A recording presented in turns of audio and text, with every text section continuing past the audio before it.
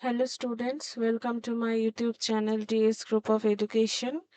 कैसे हैं आप लोग? आशा करती हूँ आप सब लोग बहुत अच्छे होंगे। अगर आप फर्स्ट टाइम इस चैनल पर आए हो तो ज़रूर से इस वीडियो को लाइक कर दीजिएगा, शेयर कर दीजिएगा एंड अभी तक अगर चैनल को सब्सक्राइब नहीं किया है तो ज़रूर से चैनल को सब्सक्राइब कर दीजिएगा। अगर आप UGC net JRF home science paper 2 and paper 1 दोनों की प्रिपरेशन कर रहे हो तो ज़रूर से मेरे टेलीग्राम चैनल को ज्वाइन कर लीजिएगा। यहाँ पे आपको previous year question, concept and जो जॉब नोटिफिकेशन है या पीएचडी नोटिफिकेशन है वो बहुत सारे आपको मिलेंगे।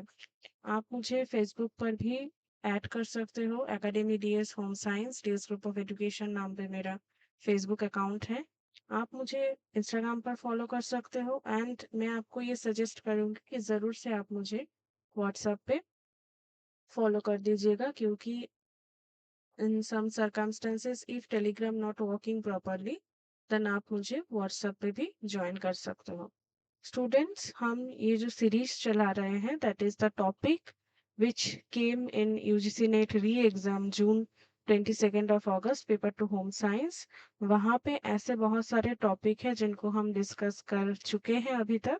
आज हम एक दूसरा टॉपिक डिस्कस करेंगे that is absorption of iodine.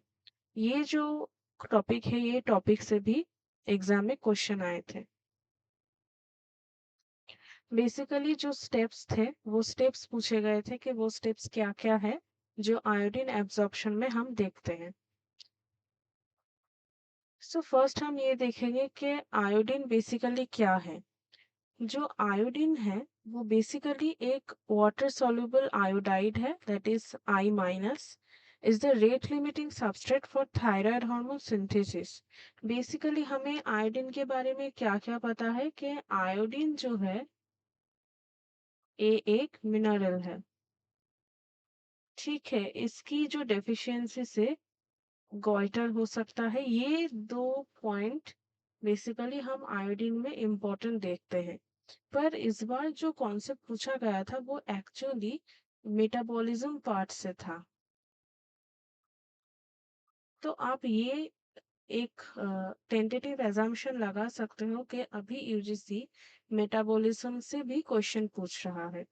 तो जो एब्जॉर्प्शन है वहां पे हम क्या देखते हैं, आयोडीन में हमने क्या देखा, आयोडीन बेसिकली एक वाटर soluble आयोडाइड है which is the rate limiting substrate and for thyroid hormone synthesis. जो थायराइड हार्मोन है ये थायराइड हार्मोन सिंथेसिस में आयोडीन का एक बहुत ही बड़ा रोल प्ले है। अभी हमें आईसीएमआर एनआईएन की जो आरडीए है उसके बारे में हम सबको पता है। किस किस को पता है कि आईसीएमआर एनआईएन आरडीए में आयोडीन का अमाउंट क्या क्या है? आप मुझे कमेंट में लिख के बोल सकते हो। बट ये जो टेबल दिया हुआ है ये बेसिकली रिकमेंडेशंस है for iodine intake by age and population group from the World Health Organization, UNICEF and ICCIDT. ठीक है, यहाँ पर डिफरेंट अमाउंट ऑफ जो रिकमेंडेशन है माइक्रोग्राम में वो मेंशन किए हुए हैं। आप देख सकते हो प्री स्कूल के लिए है, स्कूल चिल्ड्रन के लिए है, एडोलेसेंट्स एंड एडल्ट्स के लिए है and pregnant and lactating women के लिए भी है। Next the most important topic जो हम लोग एक्चुअल में डिस्कस कर रहे हैं that is iodine intake and absorption. Iodine as iodide is available but not equally distributed in the environment। यानी जो आयोडीन है बेसिकली आयोडाइड के फॉर्म में हमें मिलता है वो एनवायरनमेंट में इक्वली डिस्ट्रीब्यूटेड नहीं है। Most iodide is found in the ocean. Most जो आयोडाइड होते हैं वो कहाँ पे मिलते हैं? ओशियंस में, यानी समंदर में। सी वाटर हैज 50 माइक्रोग्राम पर litre of iodide and deficient soils are common in mountainous areas, regions that were glaciated and areas of frequent flooding. However, deficiency is also a problem in some coastal and island populations. So जो iodine है वो हम मान सकते हैं कि not so familiar with the environment and ये iodine environment में कभी किसी-किसी जगह पर कम पाया जाता है एंड आयोडीन का जो फॉर्म है बेसिकली हम आयोडाइड के फॉर्म में उसे लेते हैं। Plants grown in iodine deficient soil, अगर जो पौधे हैं, अगर जो प्लांट्स है वो अगर ऐसे सॉइल में ग्रो हो रहे हैं जहाँ पे आयोडीन की जो मात्रा है वो बहुत ही कम है, like low as 10 microgram per kg of dry weight, while plants grown in iodine rich soils have a concentration of 1 milligram per kg। अगर वो ऐसे सॉइल में या मिट्टी में ग्रो कर रहे हैं जहाँ पर आप देखें तो जो आयोडीन है उसकी मात्रा बहुत ही ज़्यादा है, तब हम देखेंगे कि जो कॉन्सेंट्रेशन ऑफ आयोडाइड है वो बहुत ही ज़्यादा होता है, लाइक 1 मिलीग्राम पर KG. The natural iodine content of many foods beverages is low, like 3 से 80 माइक्रोग्राम पर सर्विंग में होता है। While foods from marine origin यानी जो समुंदर के यू नो आसपास से जो हमें फूड आइटम मिलते हैं एंड जो बेसिकली हम सी फूड्स के रूप में जानते हैं, उसमें जो कंटेंट है आयोडीन का वो बहुत ही ज्यादा होता है। Sea salt has negligible amounts as iodide in seawater is sublimated into the atmosphere as volatile organic iodine, yani temporary, not so permanent. The most important dietary sources of iodine is industrialized countries are breads containing iodized salt and milk. Iodide absorption in the gastrointestinal tract is mediated by the NIS. किसके द्वारा mediate होता है? Sodium iodide symporter, which also mediates the uptake of iodide into the thyroid follicular cell, जो क्या करता है, जो thyroid follicular cell होता है वहां पे भी ले जाने में मदद करता है आयोडीन को। Iodide is rapidly cleared from the circulation by the thyroid gland and kidneys। क्या करता है आयोडीन? आयोडीन बेसिकली जो क्लियरिंग कैपेसिटी है फ्रॉम द सर्कुलेशन, यानी जब वो आफ्टर एब्जॉर्प्शन घुलता है कहाँ पे? थायराइड ग्लैंड एंड किडनीज में। Thyroid clearance varies depending on iodine intake, यानी जो भी रेगुलेशन हम थायराइड हार्मोन्स में देखेंगे वो डिपेंड करता है कि आपका आयोडीन कंटेंट या आयोडीन इनटेकिंग कैसा है। From 10% of absorbed iodide in healthy individuals to more than 80% in chronic iodine deficiency। यानी जो डेफिशिएंसी हम देखते हैं वो बहुत ही ज्यादा होगा उनमें जो लोग एरिया बेसिस पर किसी ऐसे जगह पर रह रहे हैं जहाँ पे आयोडीन की जो कमी है वो बहुत ही ज्यादा है। जो पूरा मेटाबॉलिक पाथवे है तो वो हम देख सकते हैं स्क्रीन पर। ठीक है, पूरा जो मेटाबॉलिक पाथवे है वो हम स्क्रीन पर देख सकते हैं। यहाँ पे हर एक जो रिसेप्टर है, हर एक जो रिसेप्टर्स है, जो पोर्टर है, उसका नाम मेंशन हुआ है। आप देख सकते हो एरो एरो से यहाँ पे जो कपलिंग हो रहा है, जो ऑर्गेनाइजेशन हो रहा है, जो टाइरोसिन रेसिड्यूज जो मिल रहे हैं, जो हाइड्रोलिसिस हो रहा है T4 T3 का, हर एक चीज यहाँ पे मेंशन है। अभी जो फिगर हमने देखा उसको हम डिस्कस करेंगे।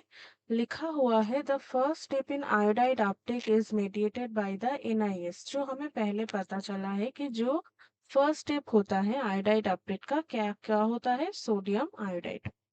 Using the sodium gradient generated by the Na potassium, यानी Na for sodium and K for potassium ATPase।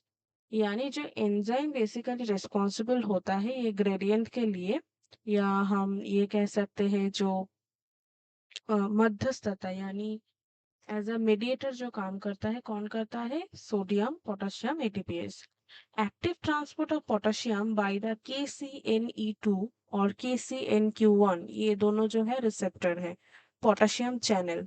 ठीक है, potassium channels is also important likely for maintaining the membrane potential of thyroid cells. ये जो membrane potential है basically जो signal transduction होता है, जो सिग्नलिंग होता है नर्व सेल तक जाने में, उसको यहाँ पे कहा गया है। At the apical membrane pendrin and another 8 undefined transporter mediate iodide efflux, यानी ऐसे बहुत सारे कंपोनेंट दूसरे भी है जो आयोडाइड इनटेक को effluent करता है. TPO using the H2O2 generated by the DOX2 and DOXA system mediates the oxidation, organification and coupling जो हमने पहले देखा है. The result in the synthesis of iodothyronins T4 and T3 की जो synthesis है, यानी हम basically इस स्टेप के बारे में बता रहे हैं. ये जो synthesis है वो होता है. Iodinated thyroglobulin is taken into the cell by micro and macro जो पिनोसाइटोसिस होता है एंड डाइजेस्टेड बाय लाइसोसोम. ठीक है, लाइसोसोम हमें पता है कि ये एक सेल डाइजेस्टेड ऑर्गेनेली होता है. T4 and T3 are excreted in MCT8 and other transporters. The iodotyrosines MIT and DIT and dehalogenated by the DEHAL1 and the released iodide is recycled. आपको यहाँ से ये सब रिसेप्टर्स के नाम नहीं याद रखने हैं. आपको बस ये देखना है कि कैसे ये जो ट्रांसपोर्टिंग है ये हो रहा है. रिसेप्टर से कभी भी क्वेश्चन पूछा नहीं जाएगा क्योंकि ये CSIR एग्जाम नहीं है, ये UGC नेट एग्जाम है. यहाँ से थियोरिटिकल जो एप्लीकेशन बेस्ड क्वेश्चन है वही आपसे पूछा जाएगा. तो यहाँ पे फिर से जो हम देख रहे हैं the TPO represented in green boxes. देखते हैं कैसा. ये जो TPO हो इसे ग्रीन बॉक्स में रिप्रेजेंट किया गया है. जो PDS है इसे ऑरेंज बॉक्स में रिप्रेजेंट किया गया है. एंड जो थायरोग्लोब्यूलिन्स है ऐसे TG करके आप देख सकते हो, इसे पर्पल बॉक्स में दिखाया गया है. अभी जो पूरा मैकेनिज्म ऑफ एक्शन है वो कैसे होता है ना, ये जो हम कोई भी एक फूड आइटम खा रहे हैं कैसे, मतलब जो सिग्नलिंग होता है वो भी कैसे होता है. बेसिकली ये जो पूरा पाथवे है ये सिग्नलिंग पाथवे होता है. इसको एक फिजियोलॉजिक वे में दिखाया गया है. हमें पता है this is hypothalamus, this is pituitary and this is our thyroid gland. ठीक है, यहाँ पे T4 T3 में कन्वर्ट होता है एंड एक्शंस होता है. ये जो है थायराइड फॉलिक्यूल सेल्स, यहाँ पे होता है पॉजिटिव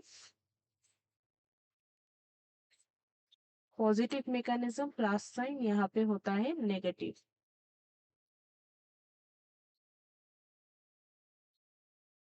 अगर हम ऑर्गेन्स के स्पेसिफिक देखें तो ये जो पूरा फ्रेमवर्क है यहाँ पे मेंशन किया हुआ है कैसे किडनी इसमें हेल्प करता है, थायरोआयोडीन कैसे हेल्प होता है, TSH का जो रोल प्ले है, सब इस डायग्राम में मेंशन है. तो ये डायग्राम बहुत ही इंपॉर्टेंट है, इसका एक स्क्रीनशॉट ले लीजिएगा. अभी रेगुलेशन ऑफ आयोडाइड ट्रांसपोर्ट ये कैसे होता है. Iodide transport is dependent on the nutritional availability of iodide and on the stimulation of the thyroid stimulating hormone receptor. यानी जो आयोडाइड परिवहन है वो आयोडाइड की जो पोषण संबंधी उपलब्धता और जो थायराइड उत्तेजक हार्मोन रिसेप्टर की जो उत्तेजना पर निर्भर करता है. यानी आप कितना आयोडीन इनटेक कर रहे हो ये ज्यादा इम्पोर्टेंट है. आपका जो इनटेक कैपेसिटी है ये ज्यादा इम्पोर्टेंट है कि उसका एब्जॉर्प्शन कैसे होगा. तो जो थायराइड स्टिमुलेटिंग हार्मोन रिसेप्टर है वो basically constitutively active. It is susceptible to enhance activation by TSH. In addition iodide uptake and organification जो हमने देखा है स्टेप्स में are inhibited by high intracellular concentrations of iodide. Other factors क्या क्या होते हैं यहाँ पे, स्पेशली जो थायरोग्लोब्यूलिन है, साइटोकाइन है, एक इम्यूनोफैक्टर, ग्रोथ फैक्टर है एंड स्टेरॉइड. ये भी लाइन बहुत ही इंपॉर्टेंट है. यहाँ से क्वेश्चंस पूछ सकते हैं कि कौन कौन से ऐसे फैक्टर्स हैं जो आयोडीन ट्रांसपोर्ट में हेल्प करता है. So this is all for today guys. जो स्टेप्स है एंड जैसे कॉन्वर्शन हो रहा है कि फर्स्ट क्या TSH हो रहा है, सेकेंड में T3 या T4, यानी जो भी स्टेपिंग्स जैसे पूछे गए थे एग्जाम में आप यहाँ से देख के वो बता सकते हो. एक बार फिर से अगर समझने में प्रॉब्लम हुआ हो तो वीडियो को फिर से प्ले करके देख लीजिएगा. एंड कोई भी क्वेरी हो, क्योंकि ये टिपिकली एक मेटाबॉलिज्म टॉपिक है, जो होम साइंस के बच्चे हैं उनको शायद थोड़ा टाइम लगेगा समझने में, पर स्टिल यहाँ पे कोई भी डाउट आपको हो तो आप कमेंट में पूछ सकते हो.